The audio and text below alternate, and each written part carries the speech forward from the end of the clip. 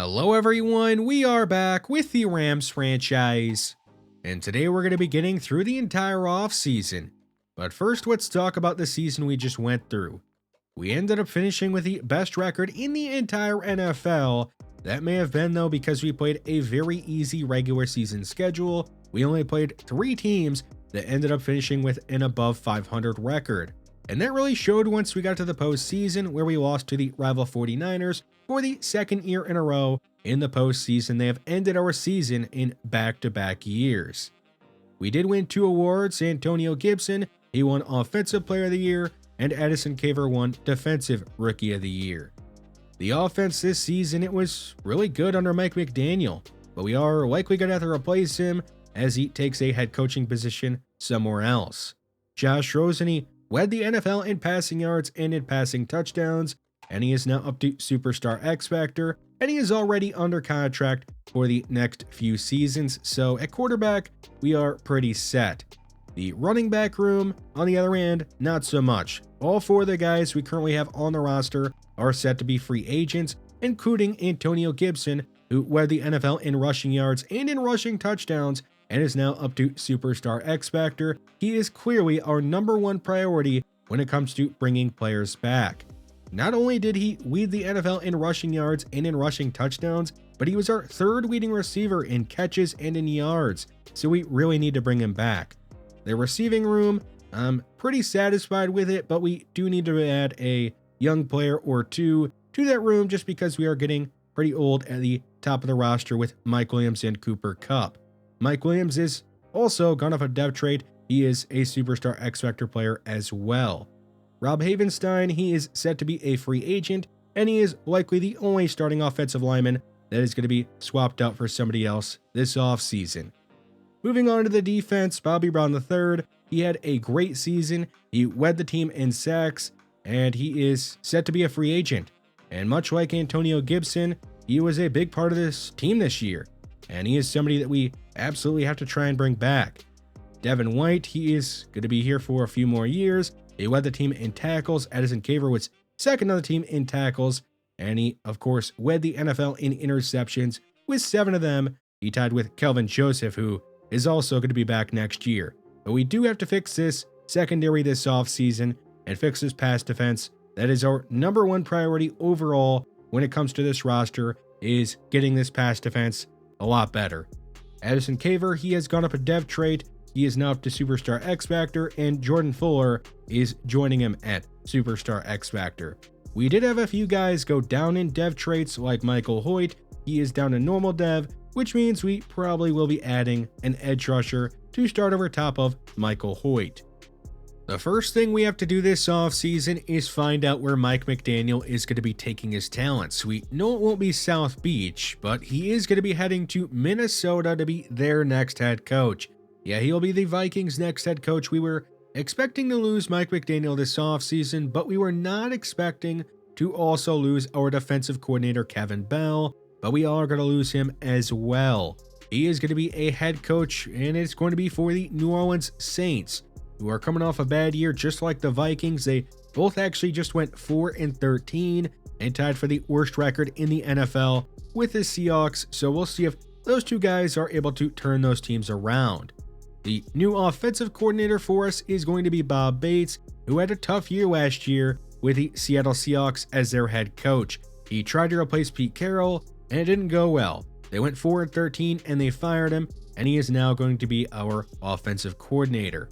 You can see he has offensive line guru as one of his talents, and that really should hopefully help us out. But the main thing I want to try and work on with his offense is playing a bit slower. I don't mean being the slowest team in the NFL or winding the play clock down as far as possible, but I do want to be a bit slower to help out the defense and keep them a bit more fresh and a bit less on the field. The new defensive coordinator for us is Glenn Ross, and the main reason we hired him is that he has defensive back guru as one of his talents. And obviously, I said it earlier, and it's clearly our top priority this offseason is making this pass defense better. I'm not expecting us to be #1 in the NFL when it comes to pass defense, but we can't keep on being the worst in the NFL. With that out of the way, we can now move on to the re-signing period. where there are really just two guys that I want to try and bring back.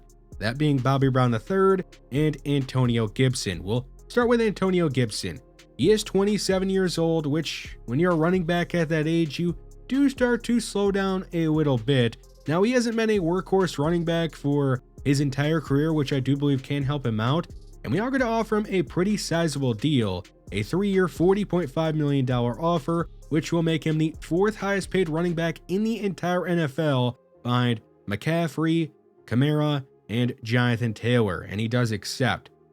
The other player I want to bring back is Bobby Brown III. He is a few years younger at only 25 years old, but he's really only had that one good year statistically, so we don't want to break the bank for him, but we do want to offer him a good deal, and that is a 3-year, $39 million offer to be a building block for the defense for the next few years, and he is going to accept also. So we are able to bring back the two main guys that I wanted to bring back that were set to be free agents. There are some other guys we will monitor their free agency to see if they're getting good offers or not that I wouldn't mind having back, like Ernest Jones, Michael Carter, Josh Jones, and also maybe Joseph Noteboom.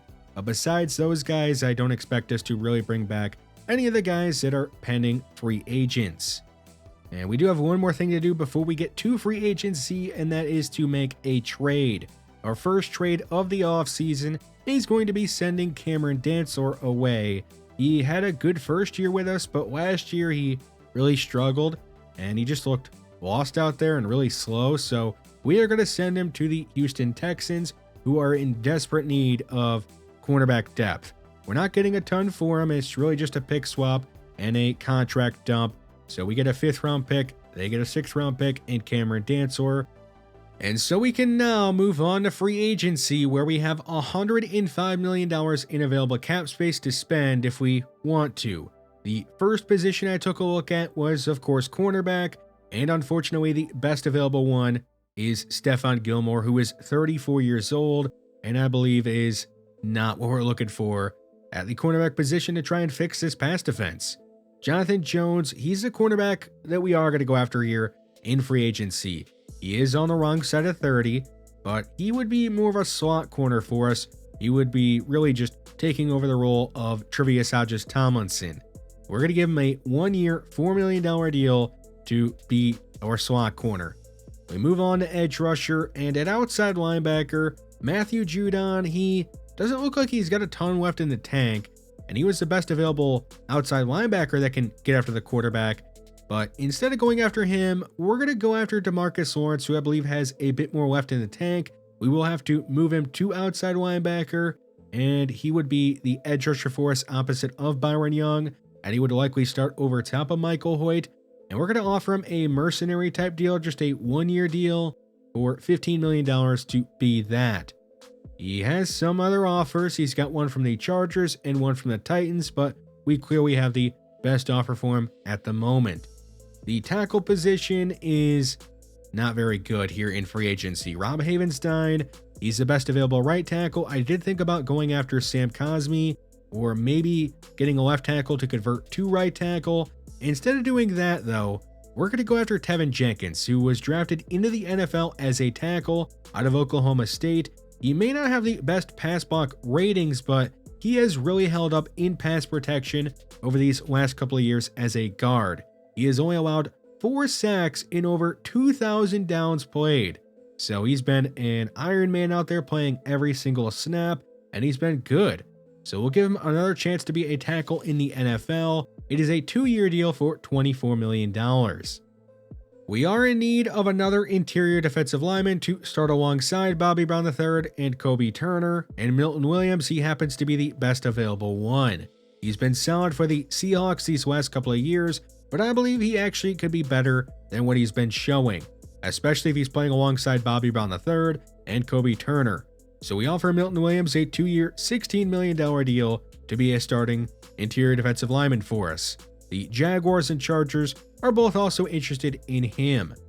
The last offer we will give out in the first round of free agency is to Elijah Moore. He's only 25 years old, and he's pretty well rounded, and he's been solid these last few years as not a number 1 option, which he wouldn't be for us. He would be behind, of course, Cooper Kupp and Mike Williams, but we are in need of a third wide receiver, so we give him a 2-year, $16 million offer as well. Let's go ahead and see who we get in the first round of free agency. We do end up getting DeMarcus Lawrence to accept his 1-year deal, and he's going to be a starter for us opposite of Byron Young. We also get Tevin Jenkins on that 2-year deal to be our starting right tackle. Elijah Moore has another offer. It is from the Jacksonville Jaguars. We are not going to increase our offer because I don't really want to break the bank to pay a number 3 wide receiver, but we will make sure that we get Milton Williams if the Jaguars increase their offer even more for him.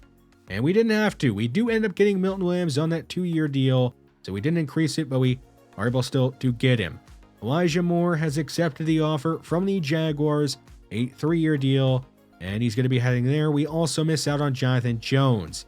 The Steelers were able to swoop in and get him, which means that we have to go after a different cornerback here in free agency, and it is going to be Avonte Maddox. He is another player that I'm not exactly the most thrilled about going after. He's not terrible, but he's just not exactly the type of guy I think that's going to magically make our pass defense better. And we could give him the same offer that we gave to Jonathan Jones, a 1-year deal for $4 million. Let's go ahead and jump to the end of free agency to find out who we ended up getting. We have brought back Michael Carter on a cheap 1-year deal. He is not guaranteed to make the team, but he is insurance in case we do strike out at running back in the draft. Josh Oliver, he is one of the best run blocking tight ends in the NFL, and I would expect him at the very least to be a tight end 3/4 and a good run blocker. It's a cheap 1-year deal. Not much to lose with that one. Josh Jones and Joseph Noteboom have both been brought back on that same contract that we ended up giving to Michael Carter, and they are just some good depth to have on the offensive line. Moving on to the defensive side of the ball, Tim Settle Jr. is signed to be a backup for us. He's going to be behind Bobby Brown III, and he is better depth than what we had on the roster. Ernest Jones, surprisingly, he didn't have much of a market, so he is going to be back as a backup for us. We are going to end up starting Lonnie Culliver and Devin White over top of him, and he's going to be some good depth for us. Avonte Maddox is going to be competing for that nickel cornerback spot alongside Tre'Vius Hodges-Tomlinson, who has been that for us these last couple of years, and Jalen Watson. He signs a 1-year deal to just be some insurance for us in case we miss out on cornerback in this year's draft. Checking out what the rest of the NFL decided to do in free agency, the Buccaneers have signed Tua to be their franchise quarterback as they replace Baker Mayfield, who heads to the Titans. Jared Goff, he's going to be replacing Aaron Rodgers in New York, and he's going to be throwing passes to not only Garrett Wilson, but DeAndre Hopkins as well.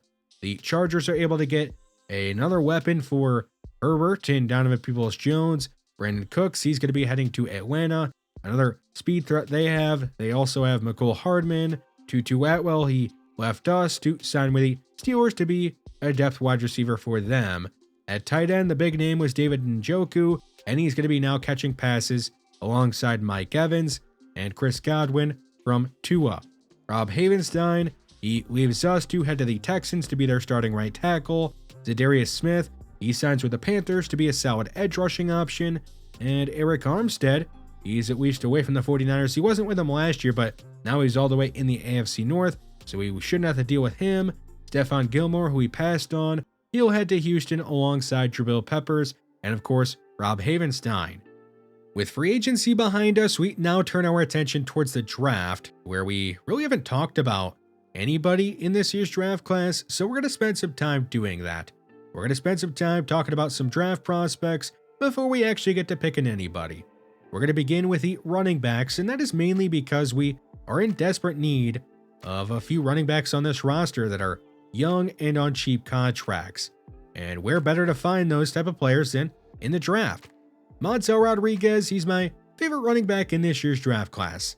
He's got good size at 6 foot 194. He's 22 years old. He had a good combine at pro day. He's athletic. He's fast. He's a good pass catcher. He offers pretty much everything you want in a backup running back.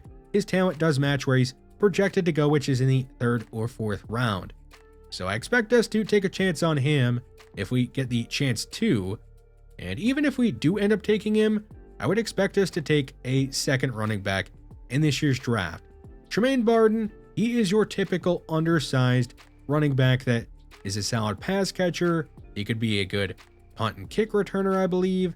So maybe we take a chance on him, even if we do end up getting Montel Rodriguez. Now, Tory Winters is very intriguing.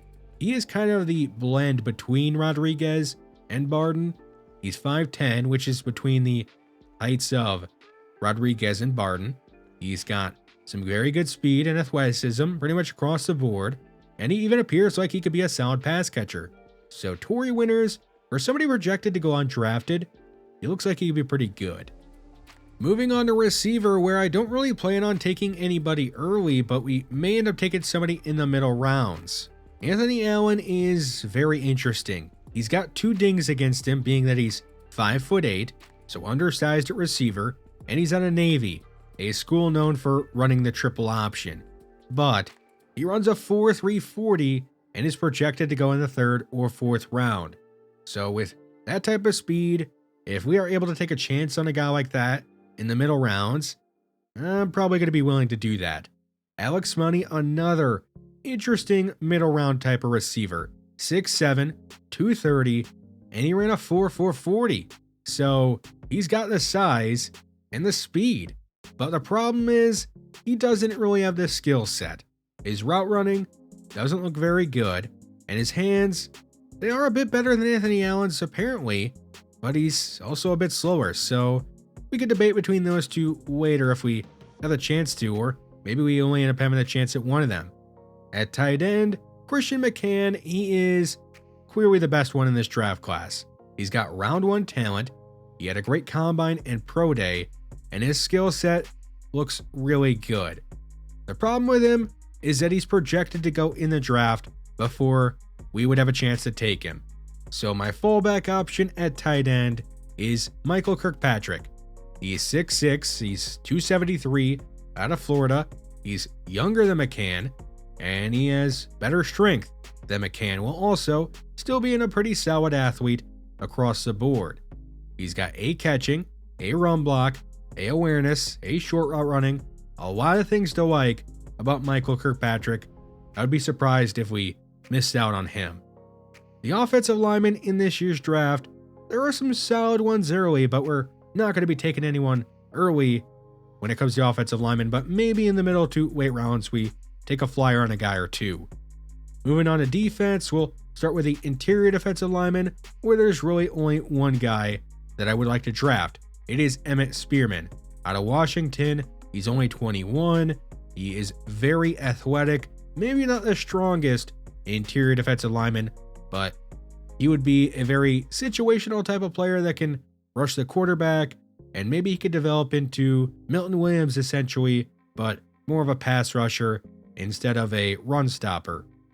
Edge rusher is a position I really would have liked to have taken early in this draft, or really just at all in this draft, but it's a bad class for edge rushers, which really sucks. Benji Shepard, he is somebody maybe we take on day 3. He had a pretty bad combine and pro day besides his bench press, which is good because he's more of a power rusher. He's got B power moves, B pursuit, could have decent finesse moves, and he might be okay for a day 3 pick. There just really isn't a ton there for the early round edge rushers though. At middle linebacker, there are 2 guys that I am intrigued by. Peter Griffey is one of them. He is very undersized though at 6 foot, 237, only 21 years old. He had a good 40-yard dash, not very strong, which means he may get pushed around in the run game, but he could be a very good coverage linebacker. He's got A play rec, B awareness, B zone. You can't really trust the zone coverage though on these core attributes pages for the linebackers especially. So maybe we pass on him. Eric Bishop though, I think this is a no-brainer guy that we have to take if we can. He had a good 40-yard dash. He's got the prototypical size of a linebacker and has both of those things while also being solid in coverage. A man, A awareness, B play rec, B pursuit, B tackle. He would be the linebacker I would like to take if we can. The cornerbacks, we're going to hold off on talking about them until we get into the draft because I don't exactly know what's going to happen with them in this year's draft. especially in that first round. Free safety or safety in general is pretty bad in this draft class. There's really only one guy that's kind of interesting, Britton Harrington. He's fast, and that's really about it because his coverage skills, not very good. D-man, C-zone, D-tackling. We'll probably end up passing on taking a safety in this year's draft. We are now ready to go ahead and get into the draft. The Saints and, of course, Kevin Bell have the #1 overall pick, and their new head coach is going to help them select Dom Nance, a wide receiver out of Clemson. The Seahawks at pick 2, they already had a G. Smith at quarterback, but they want a different G. Smith. They're going to select Glenn Smith out of South Carolina. Andy Hayes, he ended up winning the Heisman, and he's going to be heading to Minnesota to be their quarterback. He'll be throwing the ball to Justin Jefferson, Amari Cooper, and Jordan Addison, TJ Hawkinson, while having his play caller be Mike McDaniel. I would say he's set up for a lot of success there. Morgan Martin is going to be replacing Tua as the Dolphins starting quarterback. The Cardinals get an edge rusher out of UCF in Marquise Mitchell. Christian McCann, he goes before we had a chance to take him. He'll be heading to Pittsburgh to be their tight end. So we are now on the clock at pick 28 in the first round, and having seen McCann go, I think we should look at cornerback here. Nolan Walker, he is the cornerback that fits our team the most, being 6'4", 21 years old. He's got a good bench press, which means he should be very good at pressing. Now, he does have some flaws. He's not very fast. He has injury concerns. He can't really play zone. He doesn't have the best hands. So a lot of red flags here, but I still kind of want him, just not at pick 28. So we're going to trade back a few picks here in the first round, trading with the defending champion Colts. We pick up an extra 4th and 6th round pick in this year's draft and a 7th in a future draft. The 49ers select a tight end in Brandon Ullman out of UCF, and we are now back on the clock at pick 32 in the first round. And we are just going to select Nolan Walker. He is probably the best cornerback available still in this draft, so we take him. He does have hidden development, but the speed is just an 87. We'll see if that really ends up holding him back or not. Now into the second round, the Lions are up, but we are going to be trading up with them. We're going to send them a future 2nd round pick, a 4th and 5th in this year's draft, to move up into the 2nd round here in the 2025 draft.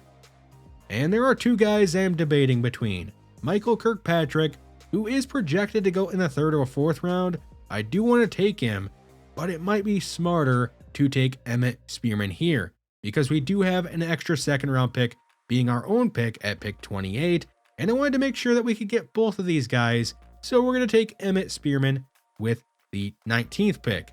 So we select him, and he's only got normal development. He's got 78 speed, that's great. 85 strength is not terrible, it's not amazing. We'll see what his overall ends up looking like. The Falcons do get a defensive tackle we passed on in Gil Crowley, and we are now back on the clock at pick 28 in the 2nd round. And of course, we are going to end up selecting the big tight end out of Florida, Michael Kirkpatrick. He's got 1st or 2nd round talent, so we select him, and he's only got normal dev. Very surprising. I thought this was a slam dunk hidden development player, but he is just normal dev. Eric Bishop, he ends up going a few picks before us in the 3rd round, and we are now on the clock with the 17th pick in the 3rd round. Now, I did think about taking a certain player here, but we're going to trade back with the Panthers a few spots to get an extra 5th round pick in a future draft, and they take the player that I wanted to take in Peter Griffey. I just didn't want to take him that high in the 3rd round, and I guess we end up missing out on him because of that. After a bunch of debating, we are going to select Anthony Allen over Alex Money here in the 3rd round. I just couldn't pass on a wide receiver that ran a 4.3 40-yard dash. His speed does end up being 95. He's got 95 excel, but his dev trait is only normal. There was another player I really want in the 3rd round, so we tried to trade up right away with the Packers, but they were not having it. So I went and looked at what they were really interested in, and they want Nick Hampton. Now, Nick Hampton, he has been a solid player for us, but I am willing to move on from him to be able to select a certain player, which we'll get to in a second. And we do end up making this trade. Nick Hampton, he goes to the Packers, and we do get the 3rd round pick, which we are going to use on Montel Rodriguez, my favorite running back in this draft class. and he's got hidden development, 90 speed, 87 change of direction, 89 excel. He looks pretty solid based upon just his athletic ratings and his dev trait. We'll have to see what his overall ends up looking like here in a bit. The Saints are able to get Alex Money at the top of the 4th round, so they add another wide receiver in this draft, and we are now on the clock with the 17th pick in the 4th round. And with this one, we're going to select Benji Shepard. We needed to replace Nick Hampton, and he's really the only edge rusher I like in this draft class, so we take him. His dev trait, nothing special, only normal. Maybe he could be decent, maybe he won't be. With our own pick in the 4th round at pick 28, it was really just kind of taking a shot in the dark. Jeremiah Dobson, a big cornerback out of Buffalo. He's got good man, decent zone, 89 speed, only normal development. Maybe his overall is decent, and he could be a contributor for us early. Worst case, he's a solid practice squad type of player. Into the 5th round we go. We have the 9th pick in this round, and I wanted to double dip at the running back position in this draft class, and Tremaine Barden, he was just sitting there. So we take him, 90 speed, 89 change of direction, 89 excel, but the dev trait is only normal. So maybe he could be a solid pass catching back, but his ceiling probably not the highest. We are going to trade our own 5th round pick to the Jaguars for a 5th and 6th round pick in next year's draft. With the 3rd pick in the 6th round, we'll take a chance on a tackle out of Oregon State in Alex Amaya. He's got B run block, A to B impact block, and B awareness. 74 speed seems pretty good. He seems athletic. It really just depends on what his ratings look like. He only has normal dev, which does suck, but you can't get them all to be hidden dev. With the last pick in the 6th round, we'll take a chance on a quarterback out of Appalachian State in Jaden McAnany. He's a strong arm quarterback with good size, 94 throw power. It really just depends on what his accuracy ratings are. He's got the arm talent, he's got a bit of mobility. We'll see if his accuracies are good or not. In the 7th round with the 18th pick in it, we are going to take another chance, this time on a defensive tackle in Jerry Benedict. Now I'm going to be honest here, he is not going to end up being very good. You'll see that in a bit. It was really not a good pick. And we actually are going to make a few trades to make a few more picks in the 7th round. We trade away Gerard Clark to the Patriots. And Gerard Clark, he probably wouldn't have made the team anyway. He would have been behind, of course, Bobby Brown III and Tim Settle Jr., who we did just sign in free agency. We use this pick to select John Reynolds, and again, he's another player that doesn't turn out to be the best. Really unfortunate. We make one more trade. It is involving Davis Allen. He ends up going to the Patriots, another trade with them. And with this one, we're taking a guard in Mark McCoy. Now, fortunately, Mark McCoy we knew a bit more about. He's got B run block and B awareness, it looked like, 85 strength. He could end up being a mauler and another guy that could make the team if he has some solid ratings. That is all for the draft, and now we have to check out what their overalls actually are. Nolan Walker is a 73 overall with hidden development. In his ratings, he's got good man at 83, but the zone coverage needs a lot of work, and so does the play rec. I project him more so as a backup for his first season. Maybe he has a good preseason, and he earns some playing time that way. Emmett Spearman, a 72 overall. He's got great finesse move at 82, but the block shedding, not the best. Since we did go out and sign Milton Williams, I would expect Spearman to be more of a rotational guy and more of a backup as well.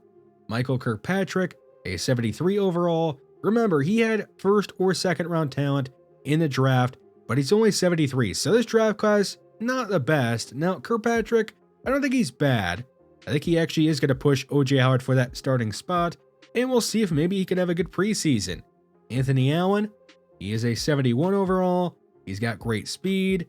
The hands, they're not bad for having an F on his card, but it's actually in the 70s. He can make some plays, and he's got that speed. Just has to work on the route running. Montel Rodriguez is a 69 overall with a hidden development. You like the speed, you like the athleticism. He definitely has the chance to push Michael Carter for that backup running back spot, and he even is a solid pass catcher, so happy about that pick. Benji Shepard, a 67 overall, and despite having a lower overall, I actually kind of like this pick. 75 power moves, 74 block shedding. He may actually end up being a decent rotational guy. And I told you this edge rusher class, it wasn't very good. He was one of the better options. Jeremiah Dobson, a 67 overall, and he's got 75 man and 69 zone. The play rec, not there. Needs to work on his tackling. Maybe he makes a team, maybe he doesn't. Really just depends on his preseason. Tremaine Barden, also a 69 overall, just like Montell Rodriguez, but he does not have the hidden development. He's also a bit smaller. He does have some solid ratings, and he's also a solid pass catcher, so maybe he could also end up pushing for the backup running back spot. Alex Amaya, just a 64 overall without the boost, and despite having a low overall, the ratings are not that bad. He may end up actually making the team. He does have also good athleticism for a tackle, so you could end up moving to a guard. Jaden McAnany is just a 62 overall, and unfortunately, he's not very good. I mean, the accuracies, they're not terrible. The throw power is fine, but he's just not exactly what I was hoping for. Maybe he can be good in the preseason, but more than likely, he's practice squad at best. Jerry Benedict, just a 60 overall, and yeah, probably just an extra guy to have for the preseason, and he probably will not even end up making our practice squad. I just don't really see a ton there from him. John Reynolds, a 64 overall. Now, his overall is not the best, but he actually isn't a terrible player. He can do a little bit of everything, but nothing very well. A jack of all trades. Maybe a practice squad guy. Doubt he's going to push for a roster spot, though. Mark McCoy, he was kind of a steal, a 66 overall, and he does have some pretty solid ratings. I could actually see him making the team. Compared to some of the other guys we just talked about before him, he is also not very injury prone with a 98 injury rating. So our draft class, it was okay. Had a rough patch there towards the end, but at least it wasn't the worst draft I've ever seen. The Cardinals, they took a bust in Marquise Mitchell, who's just a 71 overall. They were able to get Juwan Patterson a bit later in the draft. He's got hidden development and is a 65 overall. JJ Bernard, another hidden dev player for them. A bit later in the draft, he's a 66 overall. The Cardinals draft, it was pretty disappointing. They really didn't do a great job. The 49ers, on the other hand, they didn't have a ton of picks, but they made the most of them. Brandon Allman is a 71 overall with hidden dev. Greg Way, a 73 overall with hidden dev. Besides those two, the rest of their draft was not very good, but they nailed their early picks and then just took a bunch of depth guys later. Glenn Smith, I don't know if he's going to start right away, but he does have hidden dev and is a 73 overall. And they also got a hidden dev strong safety in Walls here, who's got some good man coverage and zone coverage. They got two cornerbacks in this draft that have hidden dev and Caleb Stallworth. He's a better zone coverage corner. And James Farrell, who is actually a bit better in man coverage. So the Seahawks, I would say they did a solid job. They got a potential franchise quarterback and added some solid depth. Andy Hayes is a 72 overall, and he looks like he's going to be pretty solid for Mike McDaniel and that Vikings offense. Morgan Martin, he's also got hidden dev, so this quarterback class had 3 hidden dev guys, not a ton of them, but 3 first-round guys that all have hidden dev. Dom Nancy, number 1 overall pick, he's an 80 overall with hidden development. And McCann, we knew he would be good, and he is pretty solid. The run blocking, not amazing, but he's pretty good. We passed on Crowley to take Emmett Spearman, and Crowley, he does have hidden development. Eric Bishop, the linebacker I really wanted, he's really good. Needs to work on the block shedding a bit, but he's pretty good. Peter Griffey, he may be a family guy, he may not be. He's undersized. He's not as good in coverage as I thought he would be. He's okay. Alex Money is pretty good, and they're going to pair him with Dom Nance and Chris Olave and form a very good receiving core for the future. Before we end the episode, let's talk about the 2 main guys that I signed that were undrafted that have hidden development. Bernie Ward, he will be an interior defensive lineman for us. He's got that hidden development. He is only a 60 overall, but maybe he makes a team as a development type of guy. Shout out to you, by the way, if you're still watching this about 35 minutes in. It's been a long off-season episode, but we combined it with the recap episode. Justice Branch is the other undrafted guy with hidden dev that we signed. He is a 69 overall. He's got solid zone, and I could actually see him developing into a pretty solid player. In our next episode, we'll get through the entire preseason and training camp and get a good look at the team as we have built it up this offseason and the off-seasons before this. Thanks for watching this one. Let me hear your thoughts down below on the off-season, and I'll see you in the next one.